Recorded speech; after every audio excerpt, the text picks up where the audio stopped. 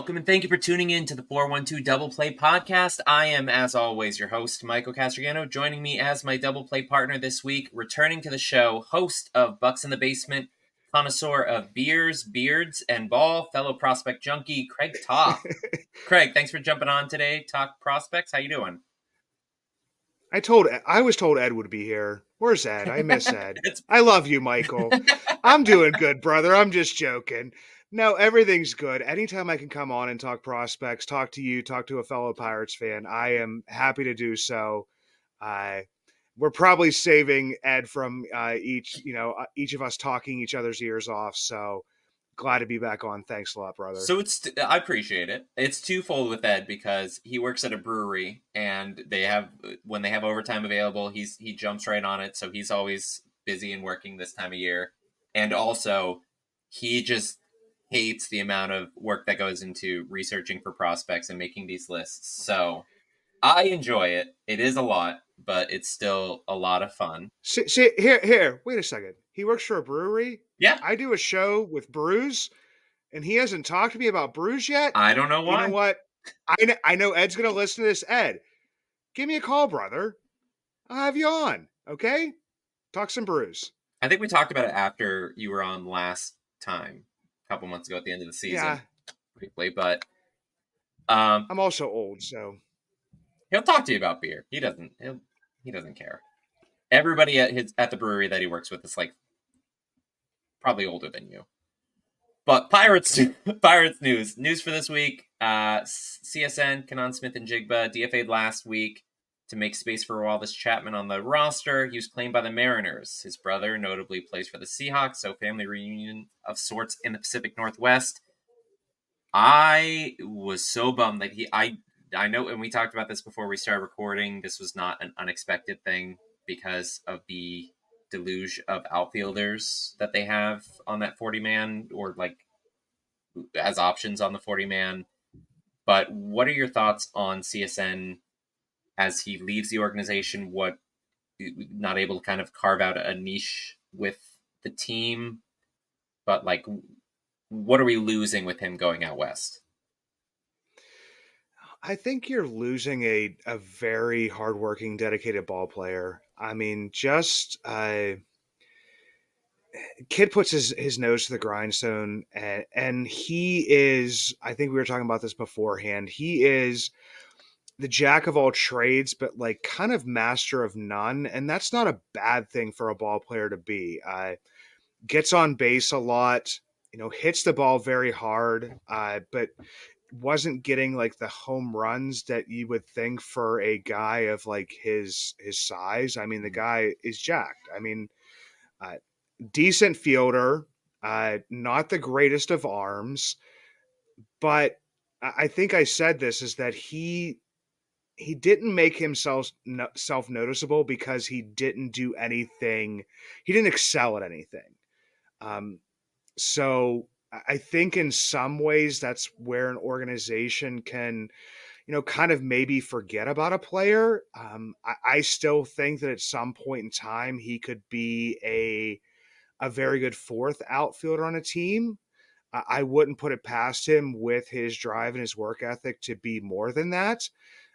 So I don't want to sell him short, but there's also that thing of, if you're going to be that fourth outfielder, and these guys as they're coming up through the system are used to being like, the best player on any team they've ever been on. They're in every single game. They're a starter in every game. They're somebody that somebody looks towards. And,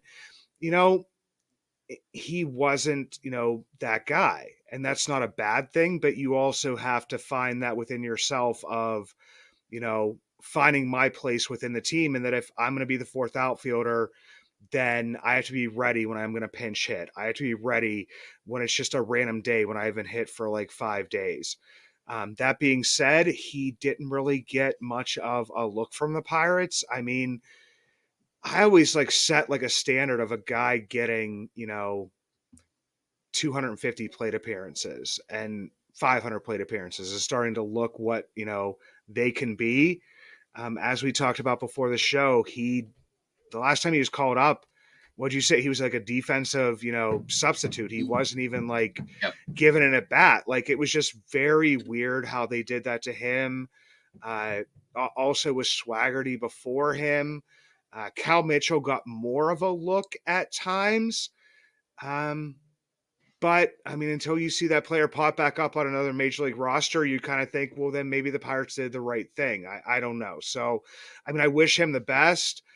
Seattle gets to be, in the city where his brother's at. That's awesome. Maybe he can get that, family support there.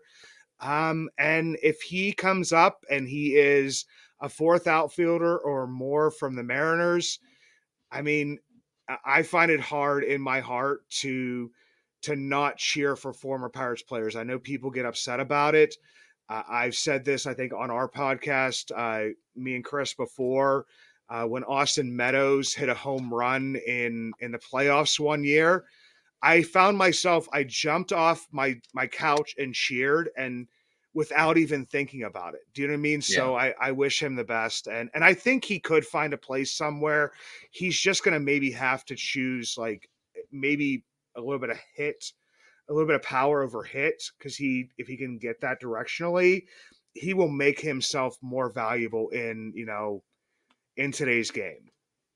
Yeah. And off that point of cheering for former Pirates, I think that I would agree to an extent. If there's certain ones who have kind of trashed the team on their way out. I don't not Hedges. I mean, I didn't really like him when he was here, but I think he was really mistreated by the team because he was here to be a defensive first catcher, and he was great. He framed pitches like crazy, and I'm sure I'll get comments and responses of people just like, "Oh yeah, you love Hedges. We'll bring him back."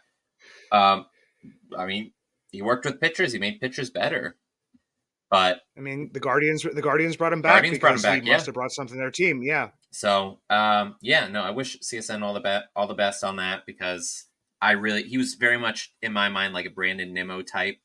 A big issue with him was launch angle, which is a similar thing Key Brian Hayes has struggled with the past couple of years. Seems like he's just figured it out. Felt like that could be, if given some time, given some reps, that CSN would be in a similar trajectory. But unfortunately, we'll have to see if it happens with the Mariners. Yeah. But yeah, so happy trails to him. We're recording this on Saturday night, 2 weeks away from the first game of spring training. Players officially start reporting for spring training this week. Baseball is really close. Yet, I keep seeing people post about this. So many top free agents remain unsigned. Do you think that when teams are able to move players to the 60-day IL next week, or I guess this week, technically, we'll see more players signed? And are there any specifically with the Pirates that you could see being targeted or that you feel are close? See, I'm trying to figure out, I'm getting a balance here of like if that's an issue.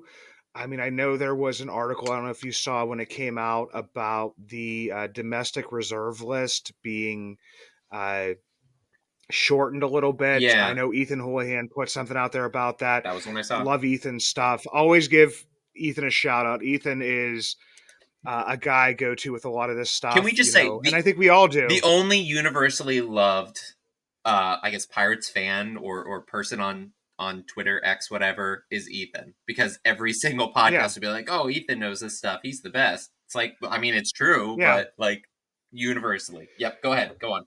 Yeah, so I don't know if some of that is like this minor league signing stuff. As we've seen with the Pirates, they've made three minor league pitching signings. The one was very well reported because it comes with that NRI. It comes with the money that could be Brent Honeywell Jr., Yep.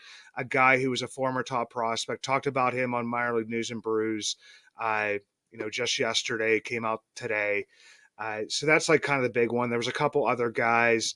So they're talking about, if some of these guys that, I mean, I see it mentioned like, okay, it's like a Yasmani Grandal, like maybe he'd get a minor league deal. And it's like, well, we're going to sit him down. It's like this teetering of stuff of like, okay, are we going to have enough guys, you know, to play, or are we going to like look for better stuff? So they're thinking guys are having a hard time signing these minor league deals and finding places to land. I mean, we all know about the top four, all Boris clients that haven't signed yet. Boris notoriously has taken guys, into spring training and even further. Bryce Harper, not signing until, the end of February, different stuff like that. Uh, and these guys, a lot of them are veterans, not going to be harmed too much by, missing a couple weeks. But I don't even know if that's the holdup. I I look at a lot of people talking about like Miami as like a trade partner. Miami also has a new GM in place Mhm. that is trying to fill things out as well. That's something gets mentioned by some people, but not by everybody. Just because you see a plethora of prospects in that area. I and to long answer to what probably could have been a short answer is I don't think that Charrington will make a ton of moves right away, and we'll wait to see how things play out. I feel like he always leaves at least one spot open for somebody who may be dropped off of another team before the season starts. Just because a guy gets let go, you don't know how every team operates, and there may be just not room for him at a certain position, but the Pirates may have room for him in a position of need for us, or a position of depth for us. So yeah, I think everybody thinks that once that day hits that the floodgates are just going to kind of burst open, and people are going to start signing everywhere and different types of stuff like that. But we've kind of heard that off and on.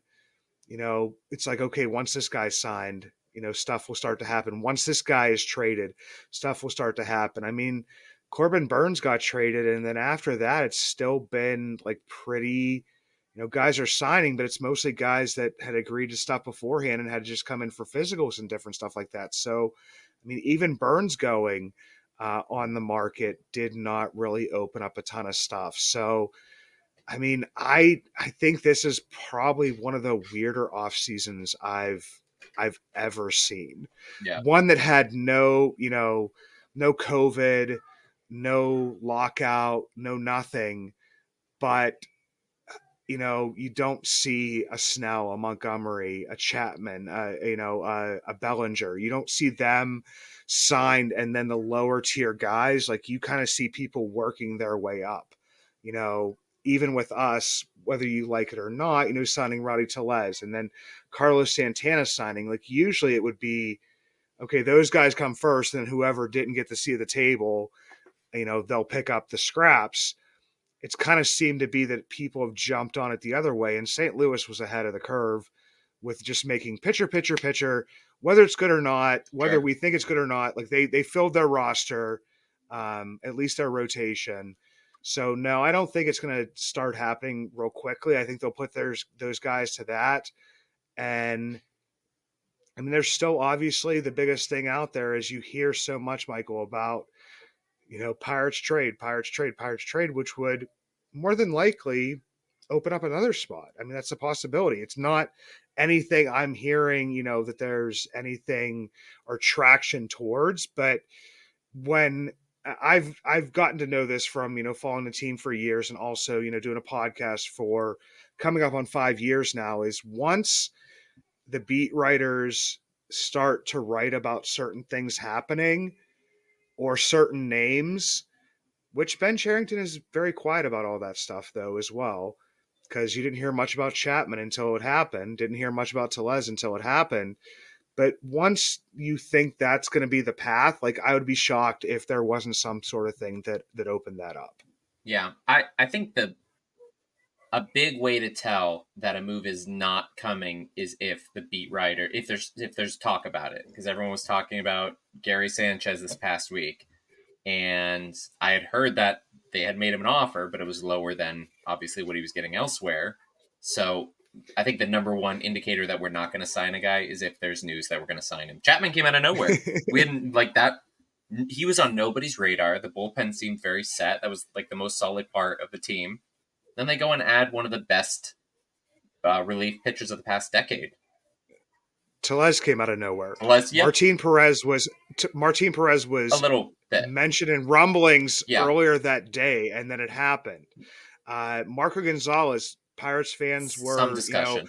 up some discussion, but they were more discussing that they were upset that they weren't one of the ones that would maybe go and do more of that stuff to get somebody from Seattle. Do Yeah. you know what I mean? So like, but it wasn't like really on people's, radar for, days and weeks and months. Like the only thing we knew was that, the Pirates were going to sign Kutch. And other than that, like, I mean, Ben Charrington, and I think that frustrates people to a degree because they want Ben Charrington to be more vocal because I feel like Huntington and especially Coonley were more vocal.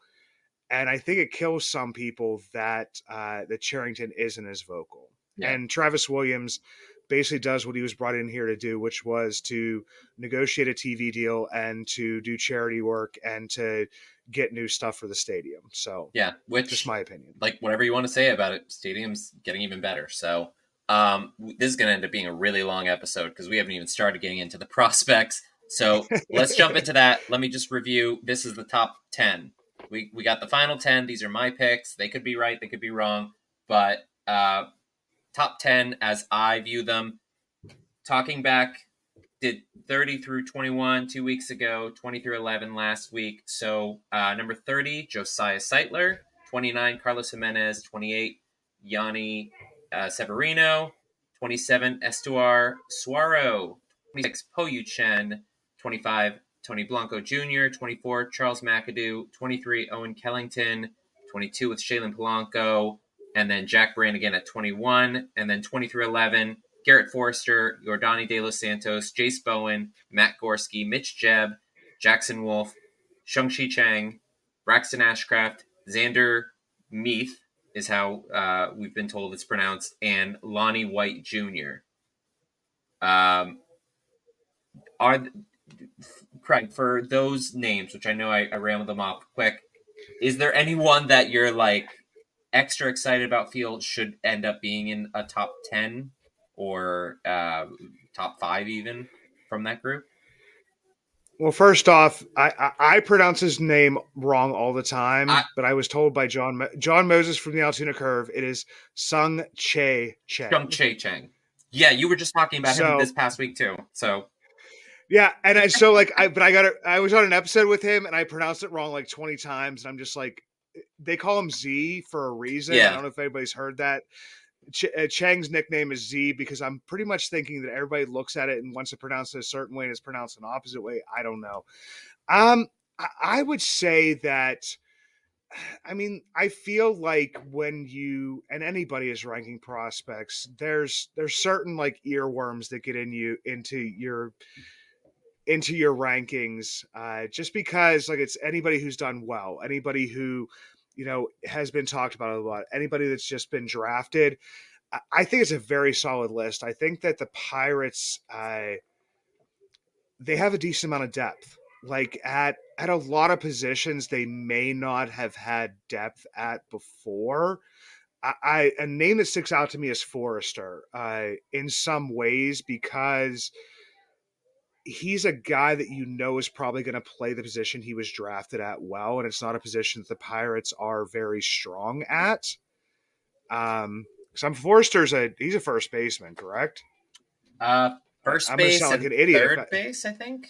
But I Yeah, think he was a third baseman, but basically pushed more towards first base. Yeah, I was going to say I'm going to sound like an idiot, but I knew he was pushed more to. But he's a guy that kind of fits that mold and may not have the run that some guys like, even like everybody knows I do a podcast with Chris Lanuti, who does like, Sox in the Basement, and Andrew Vaughn, who we knew was going to be a first baseman, was, touted as being like a no miss prospect, can't miss prospect, and hasn't really performed to that degree. Right. I feel like in that position, sometimes at first base, you have to find those little bit of diamonds in the rough, or guys that, just kind of fill that position and do it well.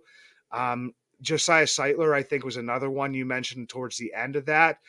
And I think that maybe just because we don't have a first baseman, my ears kind of perk up to those types of names because I kind of want to see one of those guys develop. I also wouldn't be opposed to moving, like you mentioned a Matt Gorski, Yeah. something they had talked about previously, uh, definitely athletic enough, but did have an injury that may uh, kind of take away his athleticism a little bit. Maybe just start to move him more towards first base a little bit. But I mean, all in all, like it's just a very solid list. But the one thing that I definitely see is, the Pirates have, had their prospect rankings, the farm rankings overall high because of depth. And we've seen that fall off a little bit. I feel like that, especially with the Caden Smith and Jigba, a Travis Swaggerty, a Cal Mitchell, all leaving from the outfield, that takes away some of that depth. You see, Peguero, Nick Gonzalez get promoted. Even though you have Termar still, it takes away from some of that depth. Yep. So I see I don't know, just any rankings. I just see a farm system that's kind of in flux at this point in time, and you honestly have to see how these guys are going to perform this year. And if the guys that Ben Cherington has picked up to fill in, like backfill that, start to perform, you'll see it jump back up again. But I do see, some holes at some positions, but I also see, at least some intriguing players at positions where the Pirates really haven't been able to develop players before. Well, for someone who has a news and brews segment, I guess you're not a believer in Seth Beer. How first base? I'm not, brother. That's fine. Here's the I'm thing: not is like either. he he's a him or Jake. There's a guys that like. I mean, if it let's just say like they stay in the minor leagues, they don't they're not gone before opening day, different types of stuff like that, Yeah. and the pattern follows itself where Rowdy Tellez is gone before the end of this year. You already have your, Alfonso Rivas. You don't have to trade for that. Not thinking that the Pirates gave up too much to get him thrown into that deal, but you already have that person that can fill in that position for the rest of the year. I would trust both of them with that. I know that Lamb is more of like the outfielder, third. There's Third another guy is base. a third base, Yep. but is also a guy that's if you're going to stay in the major leagues, you gravitate towards that first base at times. But yeah, Seth Beer falls into that. Now, I'm a fan of Seth Beer as like, man, he was good for a couple years. And It's if good for this like a was, year. If we're talking about like major yeah, league, a but yeah, year, yeah, yeah, but yeah, not a fan of Seth Beer. Sorry, Seth. Sorry, man. I don't think he listens to this, so it's probably all right. But some guys who barely missed the cut for me, and I wanted to get your thoughts on them. Malcolm Nunez, another first baseman at Indianapolis, had some struggles last year. Oft injured. Often injured. Didn't really see that power show up as much. Is he someone who is poised for a bounce back season this year, or do you think he's kind of reached his max as like a quad ish player? Now he's like, what is he, 23 at this point in time? Like, or Uh, maybe he just turned 20. Like, he's still very Not young. even 23 yet. I Um, think he turns 23 yeah, next not month. even 23 yet. Okay, so that's where it's in my head of 23. Like, man, last year stunk for him. I think he was out from like May 17th to like August 7th. For the most part, from Indianapolis. I know he did have some rehab starts, throughout the rest of the system, but yeah, I really wanted to see what we had from him. I do not like play into the St. Louis Double A power problems as much as some other people because yes, where he played at was a smaller ballpark, Mm-hmm. but when you see the home runs he hit in that ballpark, it wasn't like he was just sneaking them over. It wasn't like a Greensboro, type of situation where, I mean, like a player, that you mentioned in a Sung Che Chang, who hit like I think like 9 home runs or 7 home runs or something down there. It wasn't that type of situation. Yeah. And everybody go look at it. Go look at his ISO when he was in St. Louis's Double A team, and I think it was somewhere around like 208 or 210. It was somewhere in that range. And when he went to Altoona, it was 190. So it wasn't like the power was just zapped from him. I think that like us as Pirates prospect fans, we have Greensboro Grasshoppers like PTSD that like when you see a small stadium, you just automatically think, that some of that stuff is not gonna, transpire. Well, guess what? Mason Martin still hits home runs, but he still had the same strikeout rate he did in Greensboro. Right. So it didn't throw us off from that, that home run type of stuff. Malcolm Nunez has always been a guy that, up until this past year when he got injured and had different stuff like that, had low strikeout rates, above 10% walk rates. And like you said, like I said, to 23 years old, like He's he's young. 23 years old. Yeah, no, he's still a Like kid. And he's his second, going he's into his second year. super young. Yeah. Yeah. So I'm looking. God, please stay healthy. Like that's all I'm saying. Like please stay healthy. So to your, Because your I point would like to earlier, see a full year from him. yeah, the ISO at Double A And here's St. the other part: Louis is I was 208, and then when he went yeah, to Altoona, it was 190. There's only 29 games in Altoona, but yeah, in 2022, yeah. yeah. Okay, go ahead. But definitely still had some of the power. And the other part was, I don't know if everybody remembers, before last spring training, he was still taking some work at third base, just because. And people said, well, he was moved to first base because his third base defense was not that great. He was in St. Louis. There was Nolan Arenado. Yep. Um, and it's nothing against Key, but Key like always has little bits of injuries here and there. Sure. So it's good to have another guy. I mean, you have Triolo now, who obviously I think could be a Gold Glove third baseman as well. But it doesn't hurt to have more than one guy. And his defense is actually, I feel, a little bit underrated. And transferring over to first base, like that's the other part is, man, Nunez, just stay healthy. I think he's one of those guys that may have fallen out of favor as a top prospect, but I don't think he lost anything other than time, with health. And Mhm. so we'll see what happens this season. Do you feel that there is, and I don't know if this is a COVID impression or if it's just, it seems like league wide, where players are being pushed forward faster than they used to be. Like we go back and look at someone like Kutch, who was really good in the minor leagues, but he's still in the minors for what, 4 years, 4 or 5 years, parts of a fifth season. Um, Yeah. like we've got guys like Jackson Holiday was just drafted in 2022. He could potentially make opening day roster. Wyatt Langford was just drafted last year. I don't know if he's going to make opening day roster, but he is probably going to be up this year. And then even pitchers like Paul Skeens potentially being up. And then you have players who don't come up that quickly, but Nick Gonzalez debuted last year. Henry Davis, Liover Peguero. These are guys who, in previous administrations, would not have been pushed so quickly. Is this a COVID a reason, or is it like we're seeing league wide? Maybe not as like prominent. The Angels, for instance, they draft a guy and he's on the 26 man the next week, but they're pushing them faster. Am I wrong?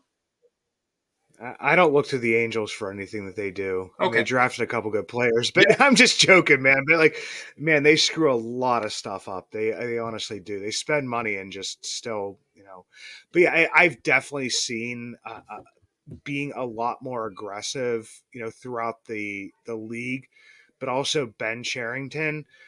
I think that even pieces of this has to do with not only the players that we're seeing. I mean, Jackson Holiday, that kid, please play in that prospect game when I'm down there. Because they're playing the Orioles, the Yep. Pirates, and Spring breakout. like please play. Yeah, the spring breakout. Like I want to see him play so bad.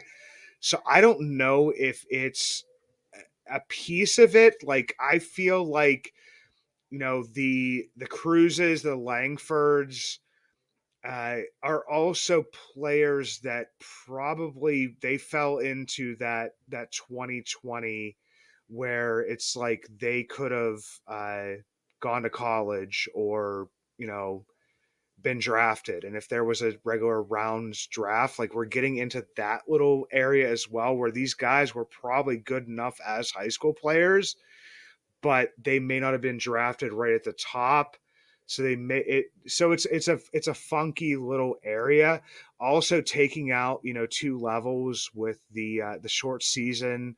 One Hmm. of my favorite teams, aside from the Altoona Curve, the West Virginia Black Bears. Obviously, they still exist in the Independent. MLB Draft League. Yeah. You know, then you have the Bristol Pirates. You know, going away, that high rookie league type of stuff. So I feel like that there is some times where you're seeing those aggressive promotions just because there's not as many levels.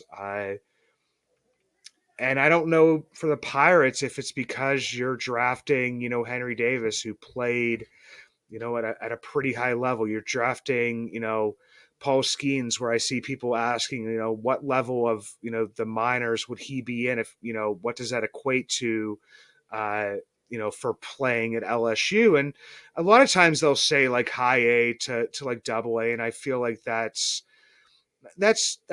fair. But then you're also jumping into a pool with guys who have been facing those players, you know, all season and have gotten, you know, a little bit of, you know, rub and competition against each other. And you're kind of thrown into that. Because, I mean, you look at, I don't know if a lot of people follow college baseball. Like, I'm a huge West Virginia college baseball fan. Their season started yesterday, which a lot of people won't even know. They were playing down in Florida, but they're playing a school that's kind of below their level. You're going to hear a lot about West Virginia this year because they have one of the top prospects in all of baseball. So get ready for that. I'm excited for that. But until you get towards the end of the season where, you know, where LSU gets into their SEC schedule and then gets into, you know, even the regional rounds and stuff of the College World Series is not as competitive as once you get, you know, towards the end. So Yeah. uh, you're not playing all double A players. Like some of the guys you're playing about are double A players. Some of the guys you're playing against will be sitting here doing a, you know, Pirates podcast in like 10 years or you know what I mean? Or like, do you know what I mean? Like they're not going to be future major leaguers, you know? So Yeah. that's kind of where that goes out. But yeah, man, we've seen a lot of aggressive promotions throughout everything. And I saw somewhere that, you know, Wyatt Langford was predicted to have the most doubles in the American League next year. I don't know if you saw that. It was in one of the In 2024, yes. in 2024, and I saw that, and I was just like, man, that is kind of crazy. And man, that's the guy I would have drafted. I mean, that's just my opinion. And that's who I wanted in the I beginning. It's who I've wanted from the beginning. I did. I was on the And crew. I'm happy to have Skeens. I'm happy to have Skeens. And I, dude, I feel like but and we're like going to I talk about him. just saw like But yeah. Langford's a But talent. Cruz, I think, is also really good, but I think Langford, we're seeing in pro ball like what he can be. Um, so we're over a half hour into this. I haven't even started into the top 10, but also wanted to mention David Matoma. He was on the Just Baseball, like I think he was ranked 15 on their list, and I was like, I can't fathom putting him on the list. But he reached 102 miles an hour or something like that in. But I don't know how accurate the radar guns are, but I have to assume that if they're going to be putting it out there, that it's right. Um, yeah, and he's from what is it, Uganda? Uganda. Yeah. But here's the thing is I don't know if you've ever read the article about the there's actually the Dodgers put a like a training facility there. So all these players that are it's basically because of the Dodgers. And if you're signing a player from Uganda, you're actually signing them away from the Dodgers because Good. they put the most money into the facilities there. Um, so yeah, I mean anybody that throws like that. I mean, we're going to get into this, but a lot of this stuff is also control. I mean, everybody probably remembers Archimedes Caminero from several years ago with the Pirates, who could throw honestly on the radar gun the highest I saw in a side session and different stuff was 104 miles an hour. I remember Caminero. You know, yeah. So, and he's not in the major leagues right now. Mm-hmm. So, in essence, you still have to, harness that. I feel like it's kind of exciting to see that. Wish the guy the best, but until I see it come up through the upper and see that control and stuff come up through the upper levels, like I don't see how you can rank somebody that high. I mean, I don't do prospect rankings. I know Michael, you do. I you listen to my thing about how I don't do prospect rankings. And if Yep. it's fun for you, here's my thing: is I will never tell anybody how to fan. That's one thing I will never do. And I was just basically explaining to people why I don't do it. Um, but in some ways, I feel like either some people are trying to be edgy and like get that discussion out there, or a lot of times it just becomes, who's my favorite player, just favorite, not even like have seen them play a lot or different, who I feel like is, my favorite, or it becomes a carbon copy. But then in some ways, like that's where I feel like that one kind of comes in, is it to me it feels like either too edgy or, you know, just trying to start a discussion. I mean, I wish the kid the best, but Yeah. you have to control it and you have to do it, beyond the leagues that you're in right now. I for the first one, I don't remember exactly what number I had him at, but I had Andres Alvarez on probably like 15 or something like that on my top 30. And I got to see him in spring training last year and talk to him like briefly on the over the top as he was coming into the game. But yeah, sometimes there's fandom. Sometimes it's just like basically here are 30 guys who I think could be important for the team in the near Yeah, future or absolutely. long term future. And here's some information about them because a lot of I don't want to say casual fans, but less intense fans like you and me don't know who guys like Po Chen are, don't know who Sean Sullivan or Justin Mize or Brandon Bedoy, who are other ones who barely. I was like, okay, I could have them on the list, but I'm like, they're very good and they could potentially be major league players in the near future, and they're otherwise not talked about. And I mean, my small, very Yeah. small soapbox and platform that I have to be able to talk about these players is just exciting for me. So Yeah, and you mentioned Andres Alvarez. So that one hurts my heart because I took an episode one time, like last, I don't know, it was during the off season, and basically said, "Don't believe the 2020 season. It's not gonna work out." He still could. I still hope for him, and that's where like when you get to be a prospect fan, yeah, like, and you have a podcast, but you also want to be, you know, I don't know what the word is, but just like honest with your listeners or whoever, like the small, like whatever thing you're talking to. Like I was just basically like, I heard him being pushed, and you look at last season, and Andres did not do great. And if I'm right, am I happy about it? No, I'm just trying to be honest about it, and I hope that he comes back and has a 2020 season in Indianapolis this year or something, and because that's where I see him on Fangraphs, projected to be at, and yeah. best of luck to him. No, he's hopefully. But lots of Yeah. prospects. Let's go and start getting into these with my number 10, which I have as Michael Kennedy, left handed pitcher. He's a fourth round draft pick in 2022 out of Troy, New York, slated for LSU when the Bucs went over slot $1 million signing bonus to sign him away from that college commitment. He just turned 19 in November, saw limited action in 23, 46.2 innings between complex league and low A ball, 2.12 ERA, 63 strikeouts, 25 walks, opponent's batting average of 170. Fastball sits low 90s. He's got a snap to his delivery. I was able to watch some video of it where it's like he's whipping the ball towards the batter. And I mean, even low velo can play up as a left-handed pitcher. Also has a disappearing low 80s slider, developing changeup. If he can get those three pitches working with improved command at his young age, given that he's probably going to stay in Bradenton for this year, but he could be someone who I think, as we were talking about before, could move up quickly. Still young, still raw, one of many developing lefty pitchers coming through the system. What are your thoughts on Kennedy? Very repeatable motion. Everybody's talked about that. I mean, that's something that comes out on all the scouting reports. Yeah, definitely got to see some video on him. Anybody that doesn't, go follow Florida Prospect Report. My friend Eric Birdland. Eric Yeah. Eric Birdland gets a lot of video and different stuff on that.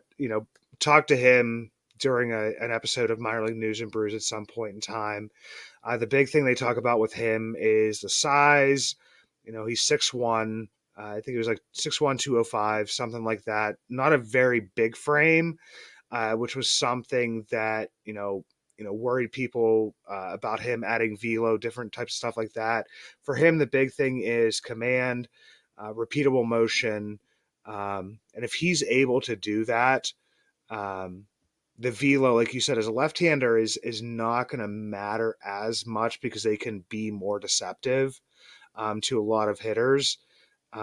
He's a guy I like a lot. Like I said, just want to see him. Like he did well in what was put in front of him at the time. Do you know what I mean? Yeah. So like I want to see him be challenged a little bit and see how he reacts to that challenge. Very good pitcher. And then when I say pitcher, like he's not a thrower, he's a pitcher.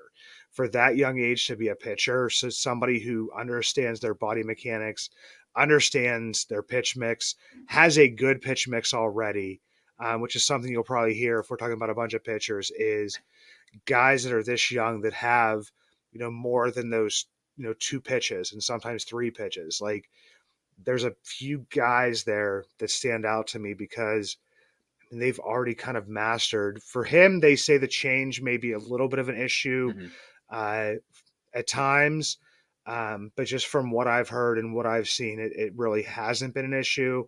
So until it becomes an issue, I really won't question it too much. Yeah, 9 of the top 10 that I have on my list, and I think on many prospect lists, are pitchers for the Pirates, including what the next guy. I don't want to go too long on each of these guys, but what do you think with Kennedy? Just quickly, what do you think holds him back? Is it the development of that changeup, or is it because I mentioned he turned 19 in November. It was like November 30th. He was drafted at age 17 in 2022. He was one of the Yeah. youngest guys in the draft. What do you think holds him back in development? Nothing at this point in time. I mean, it's just going to be whether or not he can remain consistent. I know he can't. Nobody can get you on a stretching table and grow very much. And I'm 5'9" and a half, 5'10", so like a 6'1" person is fairly large to me. But you look across Major League Baseball with a number of players and pitchers that are successful, and he's not small, but it's just he can't really grow into a frame very much. So that's like been the biggest question I've seen. But to me, like if he can be as consistent as he's been, and like I said, be a pitcher, I don't think there's really much holding back his development. Like I said, I've seen questions about the change, but like I said, I've never seen anything actually on like his stats or metrics or actually seeing him pitch that shows that to be an issue. I think that everybody's saying if it's going to be an issue, it will come up later. But if a guy already has a good change up at that age, like I don't know what's going to cause that to go away, and especially as a lefty. Yeah. So repeatable and a repeatable delivery, like everything else checks the That's a boxes. big thing given his young age. So a guy who's a little bit older, a little bit bigger, but still a left-handed pitcher. Number 9 on my list is Southpaw Hunter Barco. So for as many right-handed pitchers as we have at the top of this team prospect list, I do have a number of Southpaw starters who are interesting. One more after this, obviously, but Barco, second round pick, University of Florida in 2022, likely would have been a first rounder. Unfortunately, needed Tommy John surgery, I think in May of that year. Dropped his draft stock, came back last year, showed a lot to like. Base stats aren't great. I mean, coming back from Tommy John, 18.1 innings between Complex and Bradenton, 3.44 ERA, 28 strikeouts to 6 walks, small sample size, Crush Complex League, 1.17 ERA, 149 opponent's batting average, 0.78 whip in 7.2 innings, remaining 10.2 at Bradenton. Got hit a bit. .506 ERA, 289 opponent's batting average. K rate jumped from 31 to 38.8%. His FIP actually dropped from 2.39 to 1.37. XFIP from 3.07 to 2.17. Again, this is all small sample size, all in a vacuum, but things to like about Barco. He throws from a low slot arm angle, a bit of a trend from some recent ads for this front office. Fastball reaches mid 90s. He was sitting around 90, 91 last year in the video I was watching. Best pitch seems to be a slider, which sits low 80 with some serious run. Also has a strong changeup, mid 80s, drops in for strikes, locates it where he wants it. Control looks solid long term, helps the floor. If he can get the velo back, he's coming back from Tommy John surgery. Hard throwing lefty who can hit his spots, several plus pitches. So, Craig, with Barco, several setbacks early on professional career, not uncommon now for pitchers to have them at some point, but what is the long-term upside of Barco, who I think is probably going to be also in Bradenton to start the year? The biggest thing is the pedigree was there. The competition he was facing was there when he was with Florida. Was set up that year to have, a season that would probably push him into, top 10 pick conversation. I mean, if he actually has that good of stuff, to see him come back to work as hard as he did to get back. Back when I was writing, I'm not writing anymore. Everybody knows that I just don't have the time. I had talked to him, wrote an article about him, and he was kind of progressing the way that a young player that would be having Tommy John was progressing, but was very hopeful. And the biggest thing and the biggest obstacle for any of them is to get back out on the mound. I mean, that you just have to do that, and he accomplished that. Did what he should do in the complex league, struggled a little bit in Bradenton, but also, that's where, I don't know, people they're looking for JT Brubaker and Michael Burrows to come back this season. And if it happens, it would be awesome. But coming back from that major of a surgery, it's an accomplishment to just get back on the mound for a game. And that's what I count on for any player. So this year is going to be big for him. He definitely has the, like I said before, the pedigree, played against the higher levels of competition when he was younger up until now. He's a kid that, could, start in Bradenton and then finish the year in Altoona. Do you know what I mean? So that's kind of what I would be looking for him on the high side of things, is that, I mean, he's just that good. And it was kind of like one of those sneaky steals, good moves by the Pirates in the draft. I mean, they do stuff that's outwardly, noticeable, the Henry Davis draft with all the players they would, but this one right here with Barco, was possibly one of the top lefties in that draft, and is talented. And if he can, come back, he's already, made that first big step. I do know that there's probably going to be an innings limit. Just because you look at it, he had 18 innings last year. He's a starter.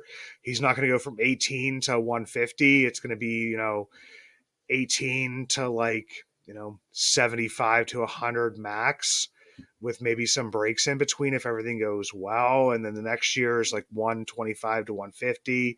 So even at that, you're still slow walking a little bit. But I mean, he's also a guy that, you're always looking for lefties in the pen. I know we've got a decent amount right now, but if anybody, falters or, gets traded or whatever it may be, he's a guy that could move up quickly that way because his stuff plays. His stuff would play in the major leagues right now. Was that an intentional pun? If anyone falters? No, because everybody knows I like Bailey. Maybe it was. Everybody knows I like Bailey Falter. I actually do. I have more hope for him than a lot of people. If you look at his stats as a reliever, you look at his stats 2 years ago. As a reliever, yeah. Actually, I think that he works better as long relief than a starting pitcher. For some reason, he just was always so much better out of the pen. I think I talked about that in one episode or wrote about it or something. But no, you did. I remember you mentioning that. Yeah. So with the recovery from Tommy John, and I think you pretty much answered that. How, and it was just like, I'm looking at his stats from last year. It was really just one game. He had point 0.1 inning, gave up 3 earned runs. That kind of blew up his ERA. Like, how, because we had Braxton Ashcraft, he had Tommy John surgery, and then he kind of, they started trying to accelerate him through, and I don't even know. I think maybe I was talking with Nola last week about it, as far as like whether or not there'd be an innings limit. And I'm going to talk about Burrows in a second, but like how long term does that impact the development as they're coming back from a pretty major surgery? It's still a major surgery for them to have. I mean, in studies and in most circles, it's 2 years out from surgery that you come back and you can be the same pitcher that you were prior to that. So if you're looking at it in my eyes from like a JT Brubaker standpoint, a Michael Burrows standpoint, that's why I wouldn't say a proponent, but I would understand if they non-tendered um, Brubaker before. I had said that a number of times because if you look, you know, 2 years out, you would be the same pitcher. He's not going to be the same pitcher until the middle of not this season, but next season. Obviously, you could do a little bit better than that to a degree, and we all obviously need pitchers. Mm-hmm. But that's just kind of the way I look at it every single time. Is Barco. It probably this May could, or I think it's May or June, could be the same pitcher he was.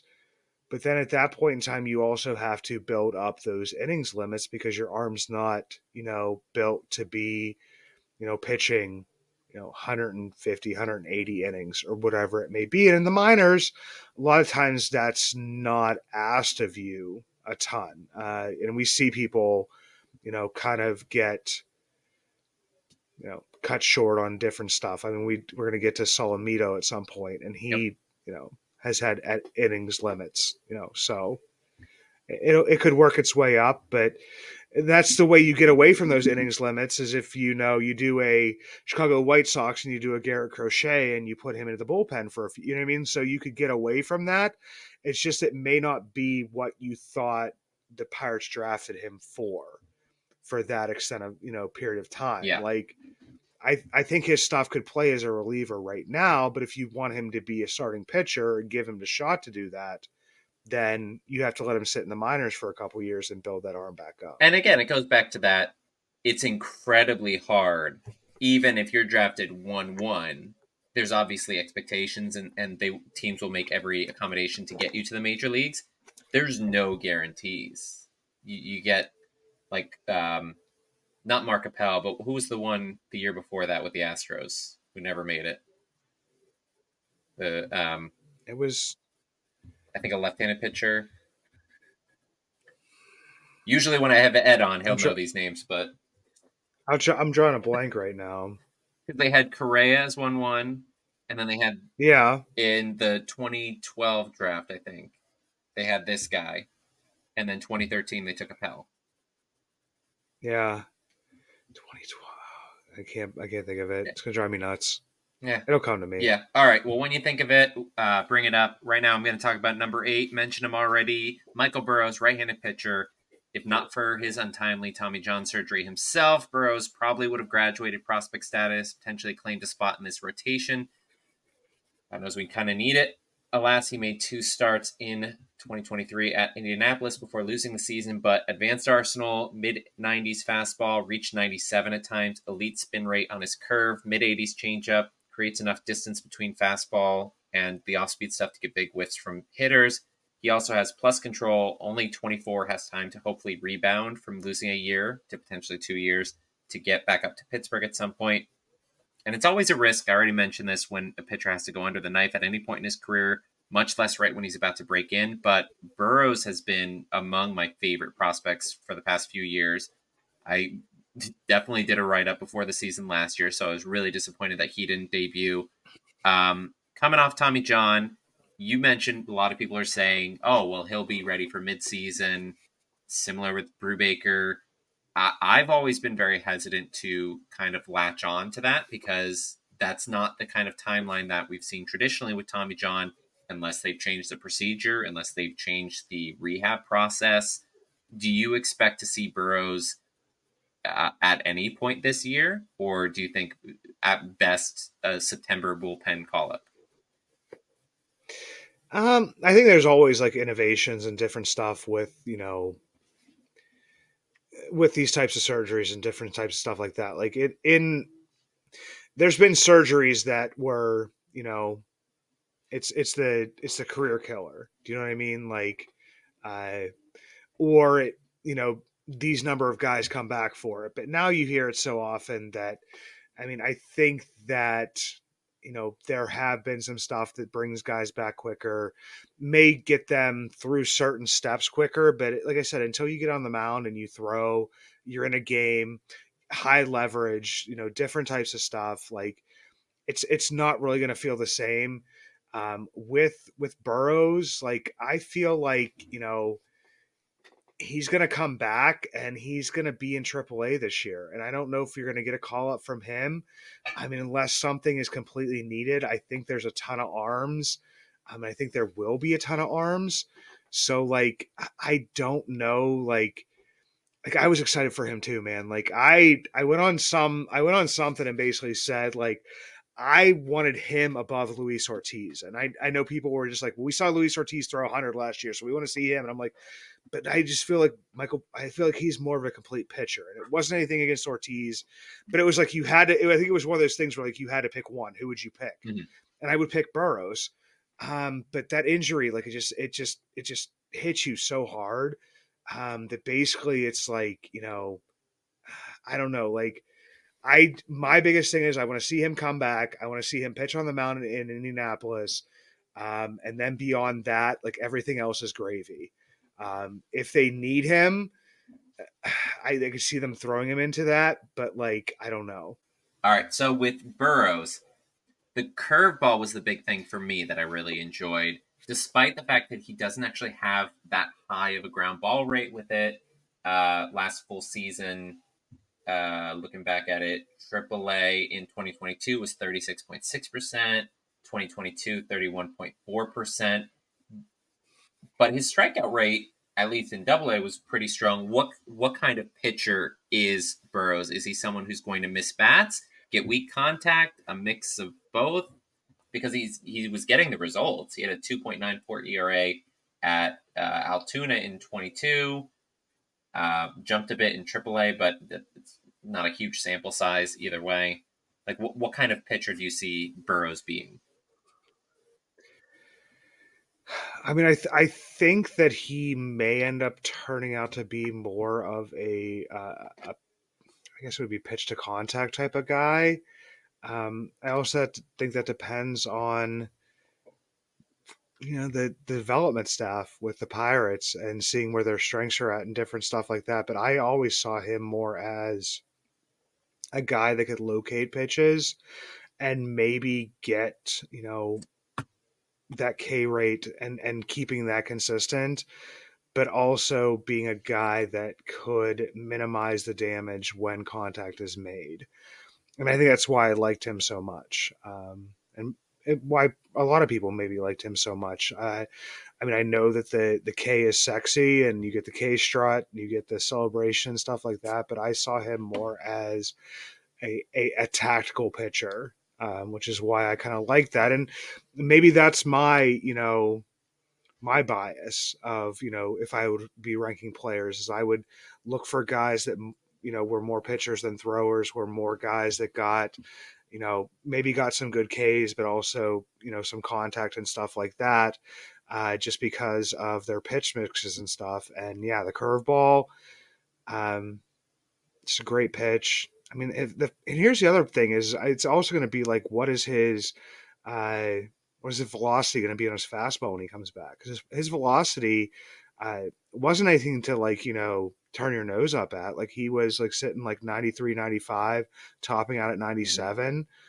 So he does have, uh, and he has a fairly I feel like I don't know if it's the sequencing he uses or the movement on his pitches, but he's a fairly deceptive pitcher as well.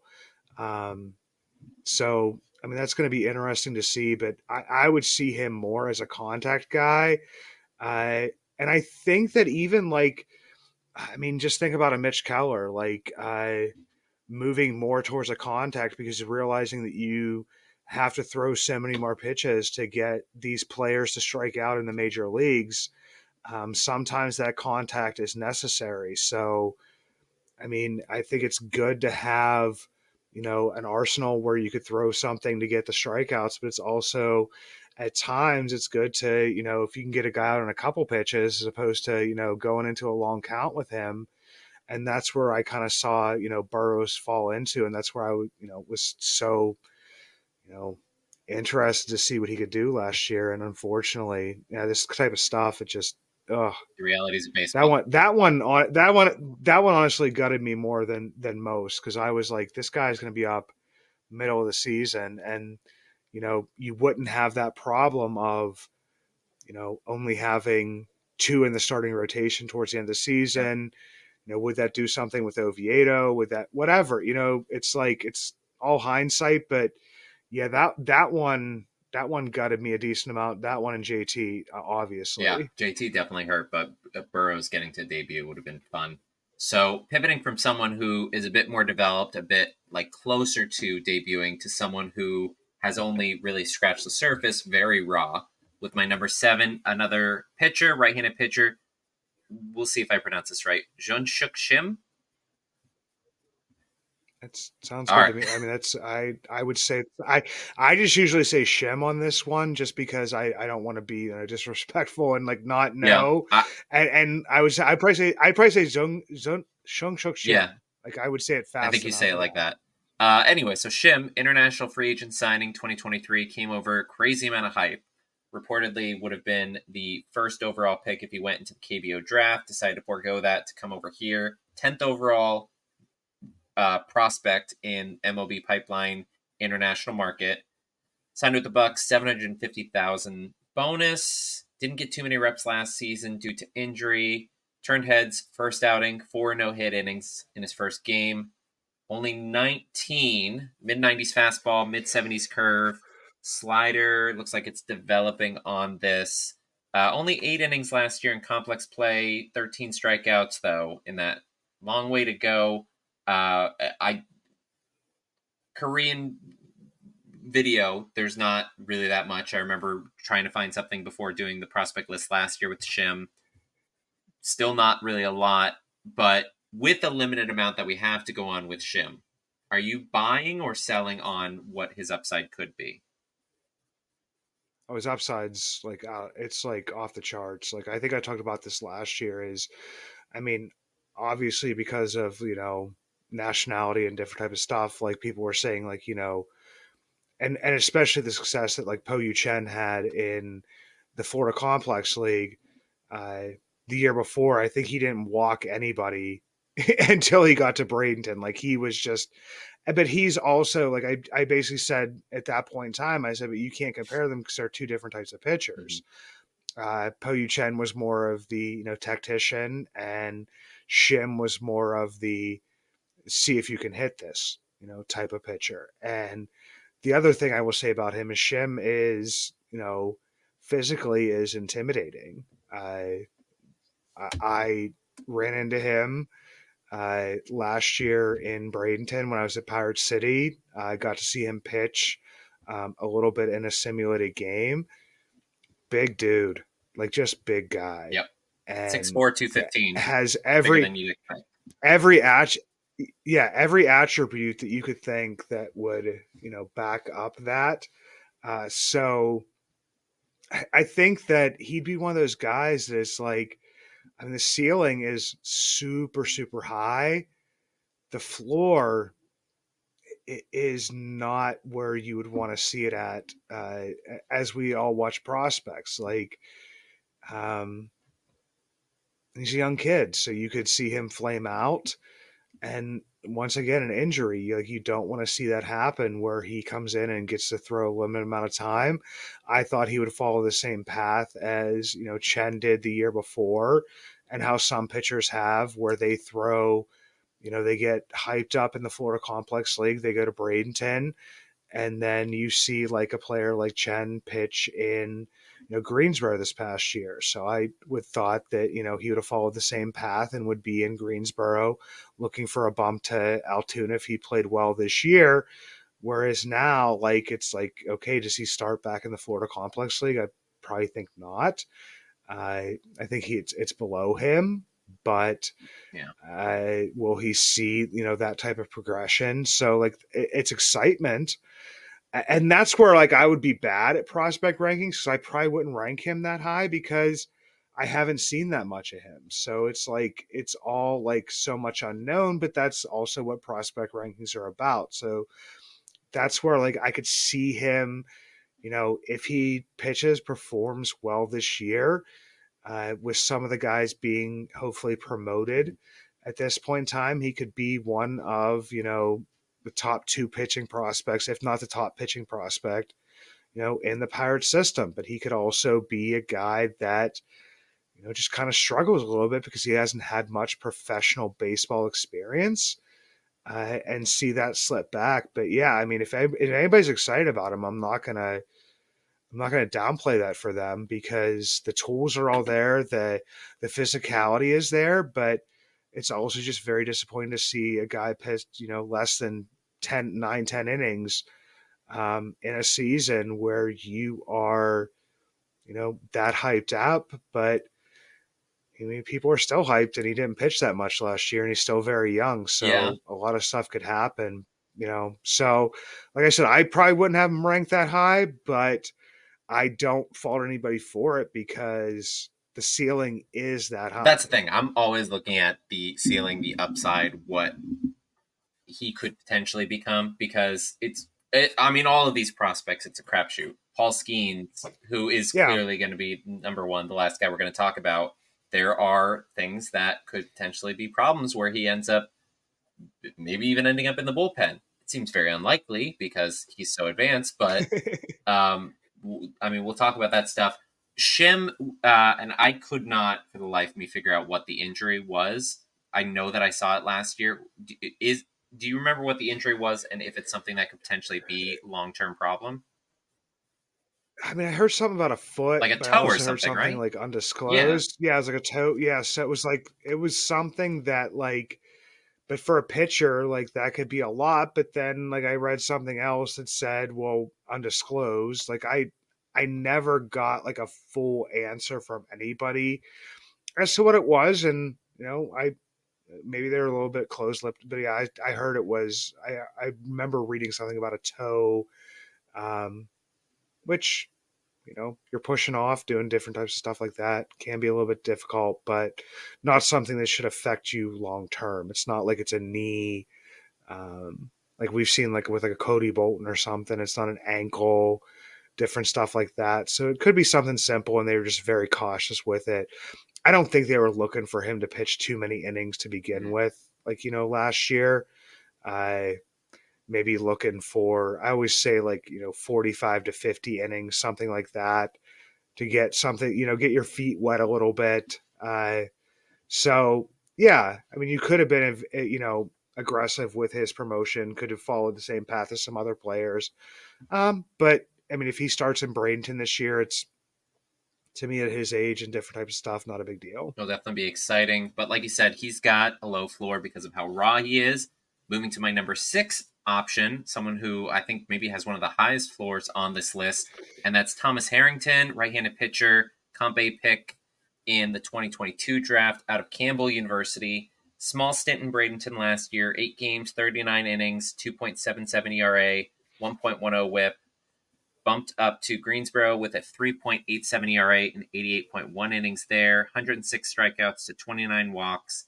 Fastball, low 90s, controls it well, tunnels it well, has shown 95, 96 at times, rarely, but has gotten up there.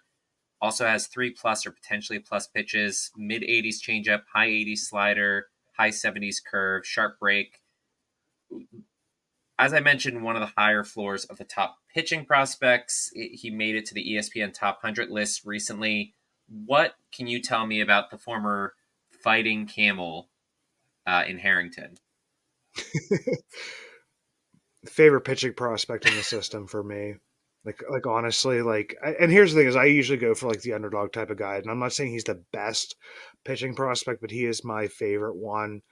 And I think that kind of falls maybe into the Mike Burrows type of conversation. Is that I mean, this kid's a Mhm. pitcher, not just a thrower, and he has um, three off-speed pitches, which a couple of them, especially his changeup, will be. I think his changeup is one of the best within the system. And to me, that plays a lot because that's not a pitch that you have to introduce once they get to the upper levels. Anybody that's listened to me, um, we were all excited that Luis Ortiz, Roansy Contreras were going to learn their changeup after they had made it to the major leagues. We saw them take steps back. And I'm not saying that's like what that cause Mhm. was, but to me, that's one thing that kind of sticks out to that is if you come to the table with those pitches and you're not trying to learn those pitches late in development, uh, I feel like it can have less play on mechanics, less play on what type of different stuff you pitch. I mean, we talked about Michael Kennedy. Michael Kennedy has a decent amount of those pitches and has that mechanical stuff down. And I feel like Thomas Harrington is the same way. Like he is the type of pitcher he's going to be. I don't think the ceiling is very high on him. Um, but you you don't have to have a rotation full of aces, to take yourself far. Sure. Sometimes it may be you have five twos. As far as I don't like you listen to me, Michael, so I don't like giving numbers out. But if you have guys that are even five threes, guys that are just middle of the rotation arms, like more than likely you can work yourself to more wins than losses. And I feel like that Harrington, like his floor is so high that I mean I've seen like his floor is just basically like there a lot of people say a back of the rotation Yeah. arm. Well, if that's your floor, That's pretty great. Right now we've got that's a, four. I that's mean, if you want to put numbers on them, right now the Pirates' rotation is Keller and then four fours or fives, however you want to yeah. describe them. So, Yeah, so I mean, so he's a guy that I could just see like making his way like up through the system and not causing a ton of, noise or waves or excitement, but when he shows up, everybody will be like, yeah, this kid's a major league pitcher. So that's kind of probably why he is like my favorite pitcher like within the system is because I mean, he walked on at yep. Campbell, wasn't even and became like the best pitcher in his league. Like, he was like the best pitcher. So to me, it's just like he realizes like that struggle, and you want to see pitchers struggle. A lot of people say you want to see, somebody struggle before they get to the upper levels and see how they fight against Hmm. that. Well, he fought against that and he became the best pitcher. So I could see him, doing that as well. And always, I'll say I got to get a fighting camel's hat because that's just like one of the coolest nicknames I've ever heard in my life. But yeah, Plenty of Thomas Harrington, organization. like I'll always say this, knock on wood, but with any pitcher, barring injury, like I see him as like somebody in the Pirates' future rotation without a doubt in my mind right now. And he did get it. And I can't say that about many of them. I mean, unless he's traded away, but hopefully that's not going to happen because I agree with you. I think that he's got probably the highest floor of outside of Skeens, but probably the highest floor of this group. Yeah, Um, he has a non-roster invite, so he'll be at spring training this year. You're obviously going to be down there for a couple games, although he's probably going to be gone by the time you get there because you're not going to be there till yeah. mid-March. How many innings do you project, if any, that these guys see, or like Harrington, Chandler, Solomito, Skeens, even before they get sent packing? Because if they get injured, it becomes a whole thing. I think you'll see like one appearance from most of them, maybe Mhm. two from a couple, just based on innings. I mean, we talked about the minor league signings at the beginning of this. A lot of those guys will fill in innings. You'll have callovers from Pirate City. That's something they can do, you know, at Sure. will. Everybody knows. I'll give a shout out to Cameron Junker if he listened to this. Cam, he pitched in the game I was down there on the Sunday before I left. I think that nobody in that stadium screamed louder than I did about any player that day than I did about him. Uh, but yeah, I mean, so I think you'll see a couple appearances at most from most of these guys. I think that if anybody's going to get a little bit more run, it may be Jared Jones, uh, just because Jones is a guy that will be looking for Rule 5 protection at the end of this season, like this upcoming season. And just from Ben Charrington's, I guess his playbook or just his repertoire or his pattern, whatever he does, the guys that are on the 40 man will probably see some time. The guys that are close to the 40 man, he'll want to see for at least just a tiny bit more, uh, just to see if they should be added. I mean, I'm not saying Jared Jones will be added. I mean, Yeah. but I'm just saying he just wants to. He does. That's like his. That's like his mo. Sure.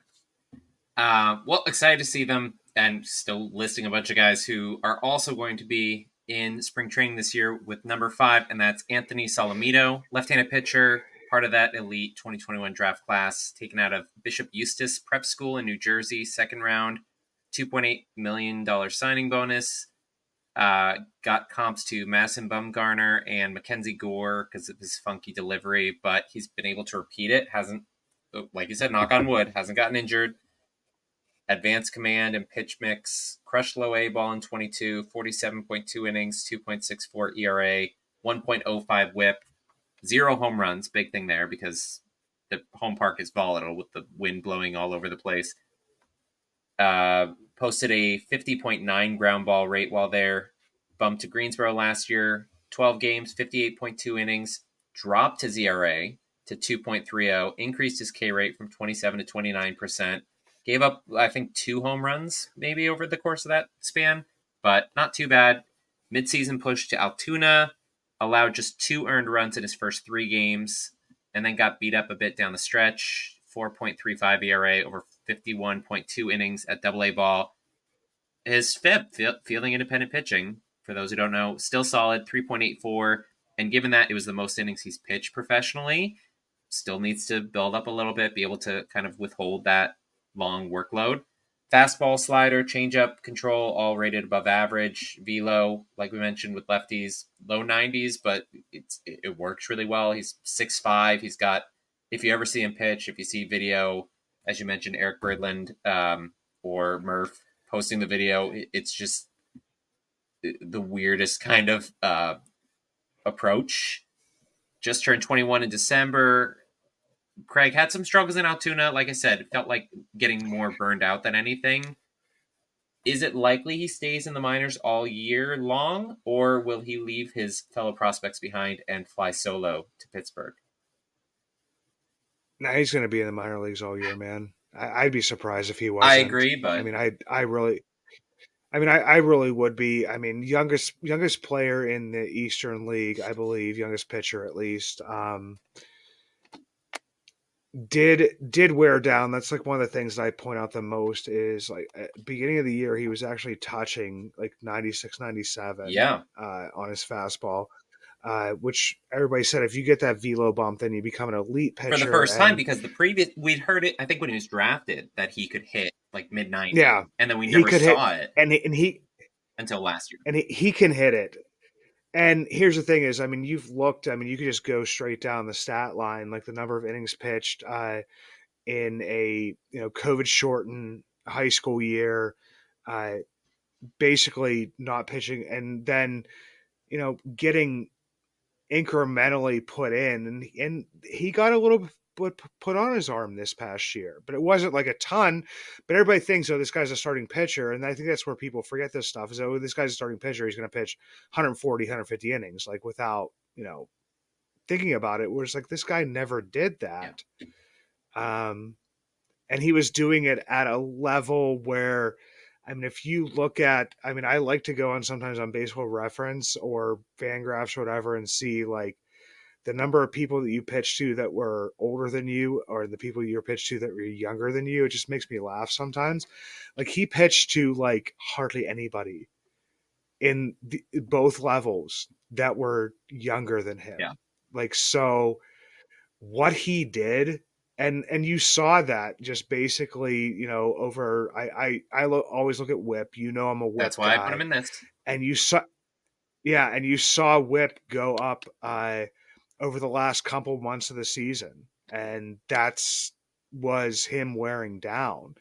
And the crazy part is he was still kind of effective, Yep, which to me is like shows even more maturity. And if anybody's ever interacted with this kid, and I'll say kid because he's half my age by yeah, more, that's fine. um, so freaking mature. Like he is like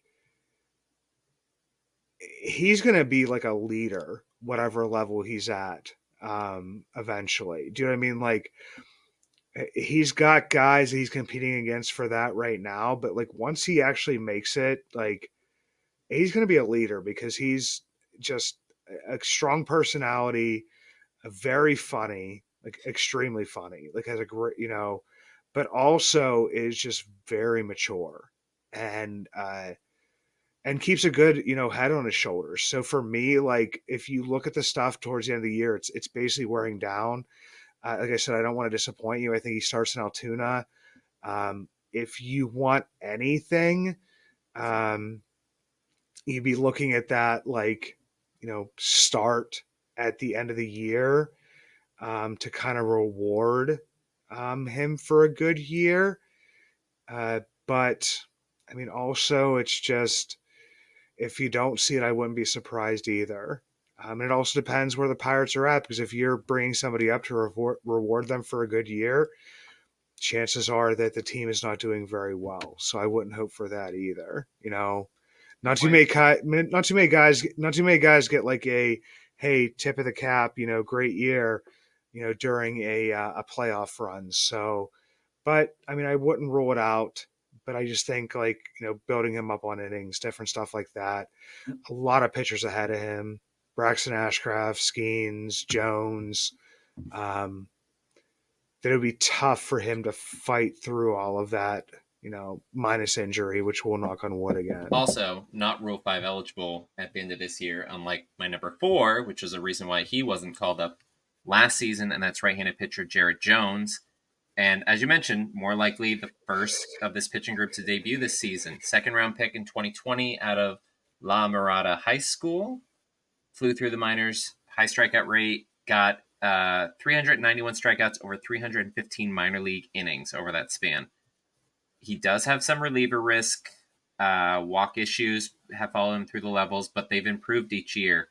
4.64 walk through 9 in 2021, dropped down to 3.74 in 22, 3.56 in 23. Finished up at Indianapolis last season, strong into the year. Scoreless outings in 2 of his final 3 games, including 6 shutout, 1 hit ball with 8 strikeouts against Omaha.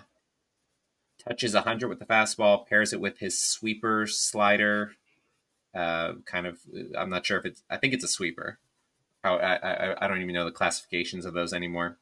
Also has a curve, adds in developing changeup, which reportedly he's been working on fine tuning this offseason, has been a weapon for him at times. Again, when he commands his pitches, he's basically unhittable. He's had a couple games where he's almost had no hitters going. What are your thoughts on the ceiling, the floor, and comps for a guy like Jones? Jones, I mean, this once again, like the ceiling is high. I mean, the ceiling could be like a top of the rotation arm.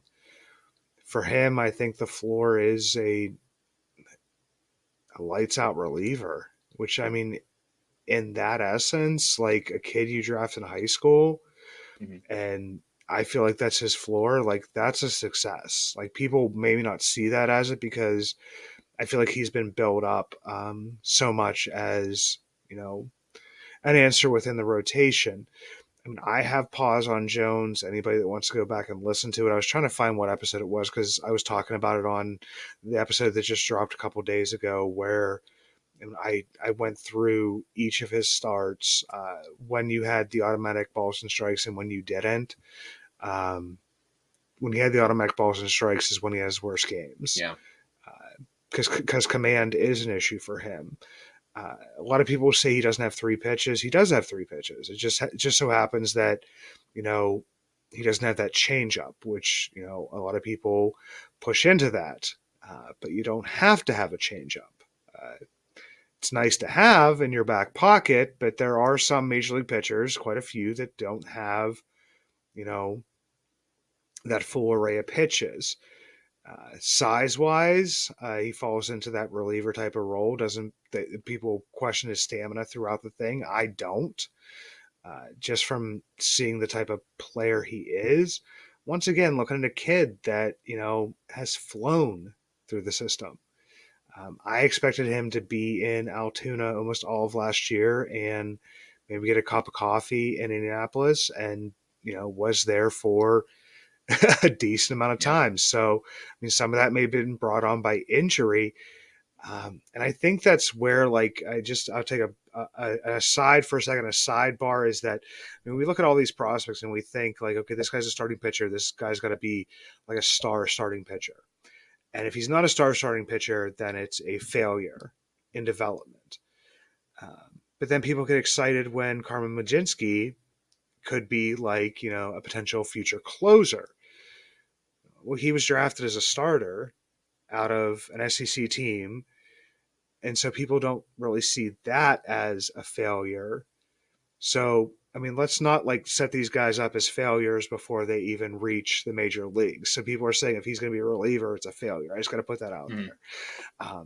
I think I lean maybe 40% reliever, 60% starter at this point in time. I could be pushed in either direction from day to day.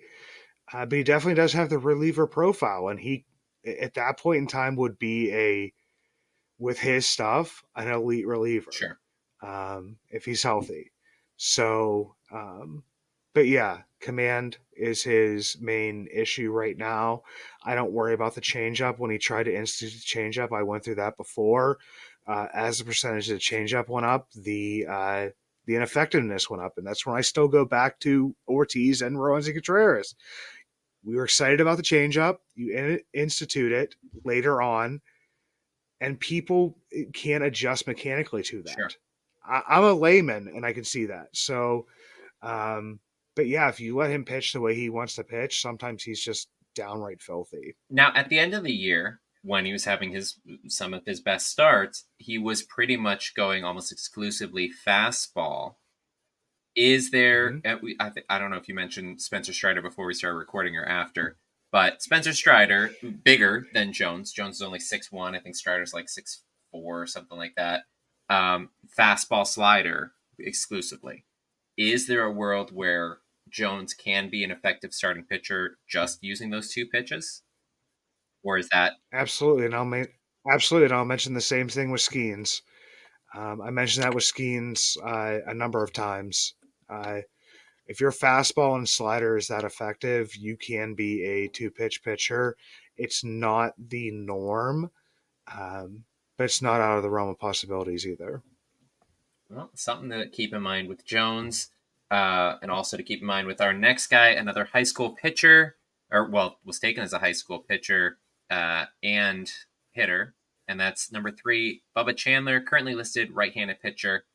Taken in the third round in 2021 out of high school, Chandler was slated to play QB and pitch for Clemson. $3 million signing bonus by the Bucs brought him to the organization. As I mentioned, signed as a two-way player who also switch hit. Chandler struggled early on with both parts of his game, finally scrapping the bat last year, per the Pirates' request, to focus exclusively on pitching. Early on last year, 62.1 innings, 6.79 ERA, 1.93 whip, 25.4% K rate, 12.5% walk rate. That was in the first half of the season after July 8th.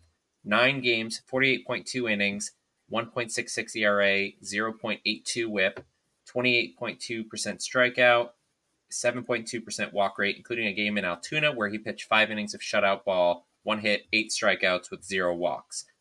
So, ton of talent, super athletic kid. We knew this when he got drafted. Was really excited. Honestly, when they picked Solomito and when they picked Lonnie White, I was hoping that they were going to take Chandler. Didn't think he would still be available in the third round. They managed to get him. Made that adjustment mid-season because I think I read that the big issue with him was that he didn't know what to do with his time. But what are you seeing with him? Do you see him as a flash in the pan, or are you saying, my last pun, I think, hubba hubba for Bubba? Second best fastball in the system, best curveball in the system, without a doubt. And this would be going along with when I talk about Harrington, is this kid has become a pitcher, and you saw that happen halfway through the year. I mean, a guy that had never until this year focused solely on pitching, and he is pitching at, high A Greensboro, a hitter's playland.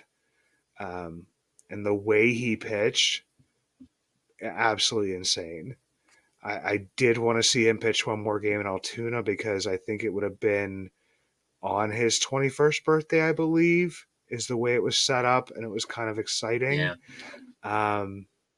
But I got shut down. Just they wanted him to come up, have a taste of Altoona. Man, I mean, I'm wearing the curve hat tonight. That freaking rotation could be ridiculous to start the season. I'm excited. I mean, I'll be out there on Tuesday, I believe it's April 9th, right after opening day. Something like that, 8th, 9th, something like that. I don't know. But yeah. No, he actually has probably, in my eyes, the second highest ceiling of a pitcher behind Skeens. And I think his floor for me last year was raised. So, I mean, that makes him a pretty vital part of this build, rebuild, or wherever part we're in right now. So for me, like Bubba Chandler, like I got excited about, Harrington. It's hard not to get excited about this kid. It's hard not to get excited about Solomito. Like, you have a lot of very mature pitchers. You have a lot of very, guys that are becoming, pitchers instead of throwers. And like I said, I'm not rolling it out for Jones. Like people say that I'm talking bad. No, it's just what I've seen from him. But he's also like so young.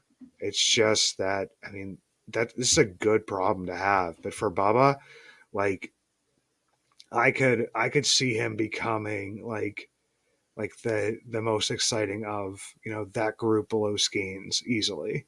It's definitely been exciting to see Chandler showing up on some top 100 lists, getting that kind of recognition. Notably, Bubba Chandler also throws left-handed.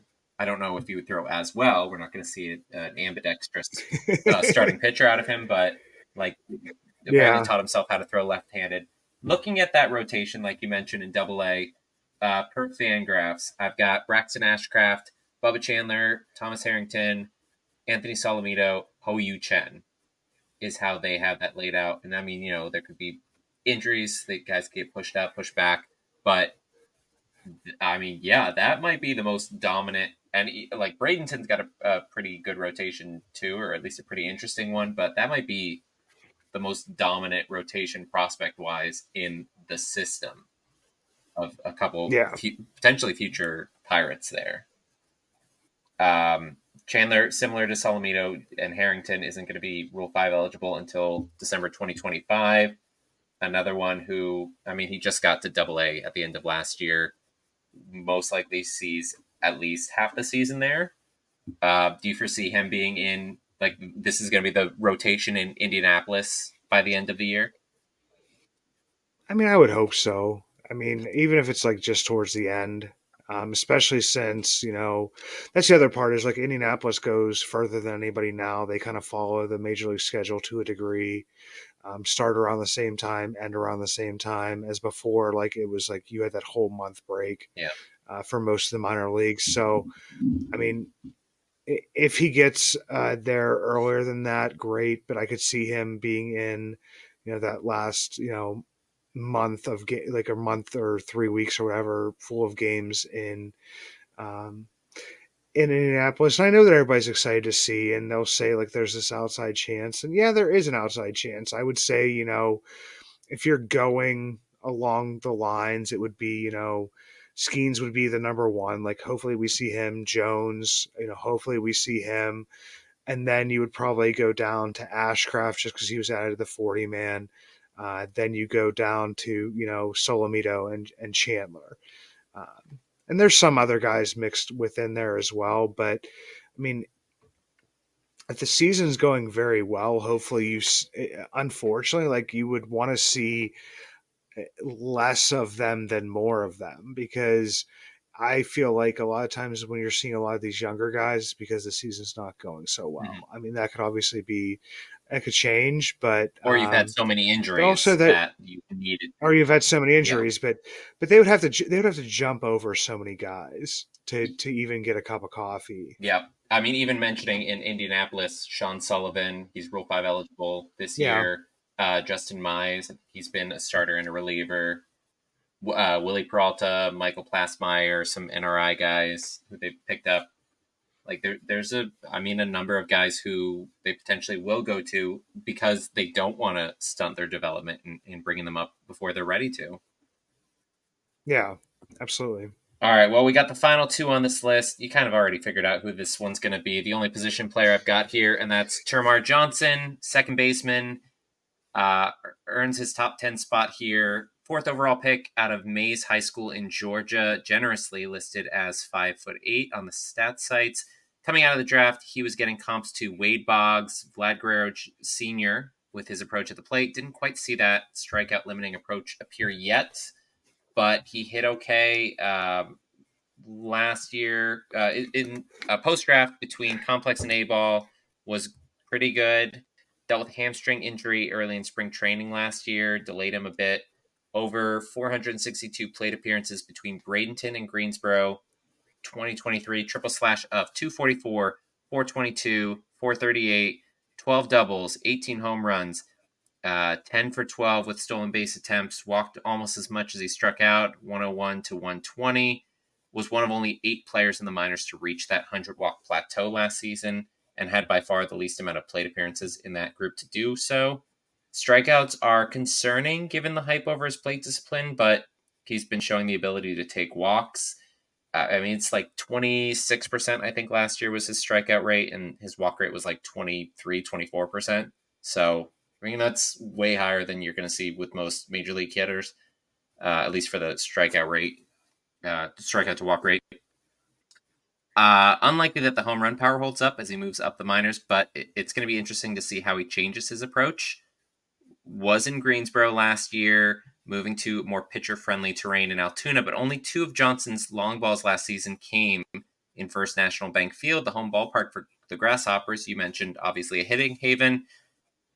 Typically, we get a home run surge from a young hitter, and it's attributed to that park. He did have 7 of his home runs last year at Lecom. I mentioned that it gets a bit wild with the wind. What are your long term expectations for Johnson as far as the impact he can make offensively? Well, I think this is like one of the bigger discussions within the pirate system. As far as like the rankings and the experts and the scouts and different stuff goes, is that they've seen like just at least for this season a little bit of a power over hit uh, type of tool from him. I think that he's a younger player and it's kind of exciting to hit home runs. Is where I go with this in my eyes. Is that sometimes you may sell out more for that. You didn't see, the 30, 35%, strikeout rates Mhm. as a player that may do that before. You saw it tick up incrementally, but with the walk rate that you saw, so I feel like people are saying that like he can either sell out for power and become a 25 home run guy and maybe sacrifice some average and some hit, but still have the on base percentage, or he can, you know, go back to maybe what people saw him as when he was drafted. I don't think either one of those, when I hear people talk and the people I've talked to, uh, makes that into a bad player. I think that either way, it's a good player. It's just going to see, I always say like when the players like once they get to Altoona, what's going to happen. That I honestly like that's where like a lot of my judgment comes from is, once they finally make it to a bigger ballpark, more advanced pitching, kind of see how they develop like in that direction. Right. But see him as a solid ball player at this point in time. Obviously, extremely still young. It's just what direction is he going to go? More hit over power, more power over hit, or is he able to find a balance in between that? Because I mean, people were expecting him to have a very high average, very low strikeout rate, very high walk rate, and you saw a little bit of a lower average, a little bit more of a strikeout rate than you thought you would see, but you definitely saw the walks.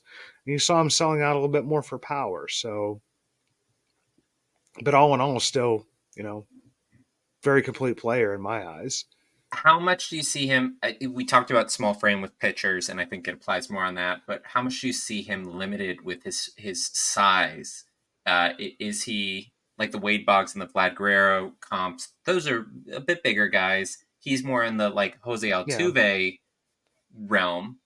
Which, if he became a Jose Altuve type player, which I think is kind of what he was ascribed to be, like he just signed a 5 year, $125 million contract at age 32, something like that. Yeah. Is there, do you foresee him kind of going down that sort of route of being a guy who can hit 20 home runs, have like a solid batting average?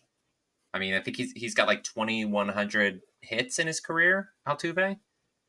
I think Yeah. if he carved out that would be something that would be valuable for any team.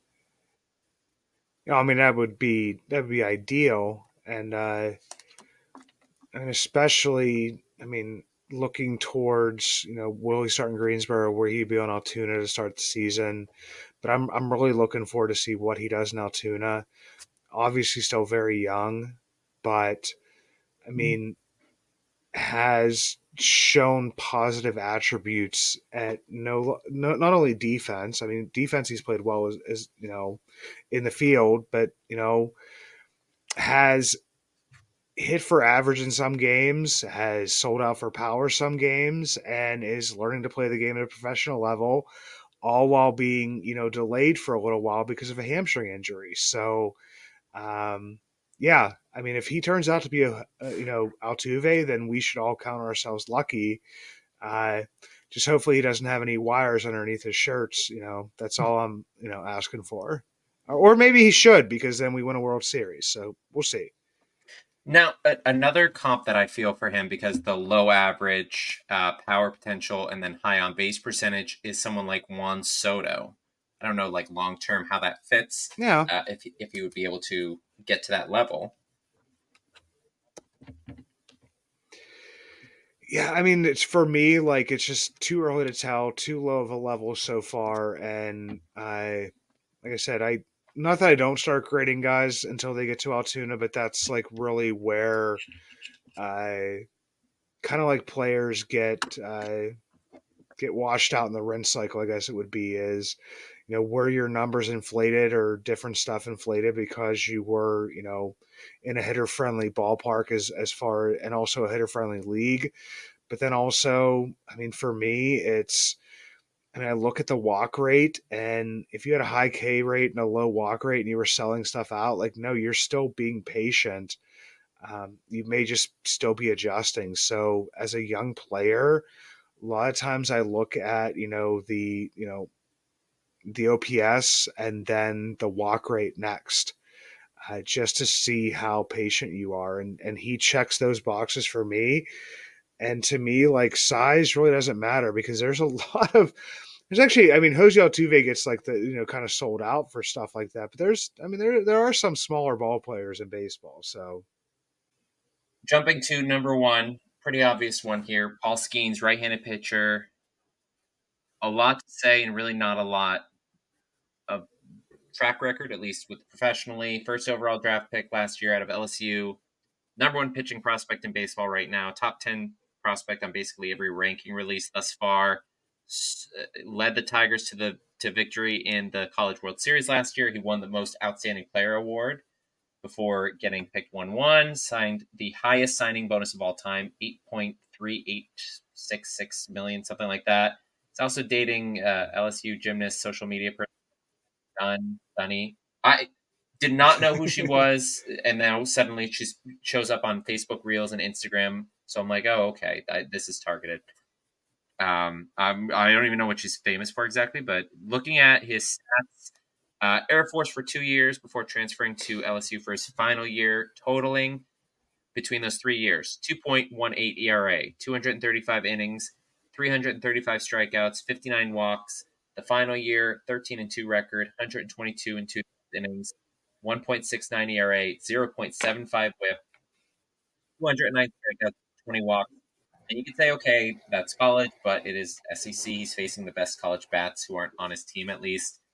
Only pitched 6.2 innings post draft between Complex, Bradenton, and Altoona. Results don't really matter much because they're just kind of getting him some experience there. Fastball regularly hits triple digits, rates as one of the best in the minors, if not the best. Talk about that more in a second. Slider's already a plus pitch, good movement. Changeup might need some work, still rates out as plus pitch. Command, as I mentioned with his walk rate, is really good. It could be a back end bullpen arm opening day if they really needed it. Obviously, isn't going to happen. But he also could be not just the ace of the Pirates, but maybe the ace of any team in baseball by the time he debuts, getting comps at the draft time. Strasburg and Kerry Wood, as far as the hype and ability and the uniqueness of this type of player. But Craig, he does have some stuff to work on. He's not going to be on the opening day roster for more than just Super 2 reasons, despite what the majority of fans are going to say about it. Hasn't gotten to the routine of pitching every 5 days, hasn't gotten into the travel schedule, hasn't really pitched professionally much at all. Most batters he faced in an outing last year was 8. And his fastball, for all the raves, has a weak spot in tunneling. And sometimes that I'm not 100% sure what that means, but talk to me about Skeens and his fastball and exactly what it means to be able to tunnel it. well, it's basically like disguising it. It's saying that once it gets to a certain point that you can't decipher once it gets to like 3/4 of the way to the plate, of whether or not like which direction it's going to go. A lot of people talk about that being because he pitches his fastball more towards a certain place as opposed to in a certain way. So tunneling is that it's basically like you throw from the same slot, you throw from the same part of the rubber. It basically, for a batter, will look like the same type of pitch until it breaks off and either becomes a slider, becomes a fastball, becomes a curveball, becomes a changeup. So it doesn't give players much time to guess. I mean, the biggest thing with Skeens is the shape of the fastball. That's what a lot of people have talked about. I know you listened to my show from yesterday. Is the biggest thing is that he throws his fastball in a certain location or towards a certain location uh, the majority of the time, which is a place which is not a very, you know, if you look at a batter and you see like the little reds on like, go to Baseball Savant, you see, there's zones like where the red is at. Like most players don't hit a ball that is on the upper, outward part of the plate. That's not where their red zone is at, and that's where his fastball shows up most of the time. So I think a lot of people are talking about, the shape of certain pitches, where they will show up in the zone, whether they are quote unquote dead ball pitches. Um, for the most part, I feel like at this stage, it's kind of nitpicking to Sure. find a weakness for a player. But but until we see it on a stage beyond the SEC, which I kind of talked about before, is one of the higher levels. But every single hitter you're going to face until you get to the end is not really of the highest caliber. So where's that going to go? Like I said, can't look much towards the minor leagues. You already mentioned, I think one of the biggest things is finding that 5-day schedule, that routine.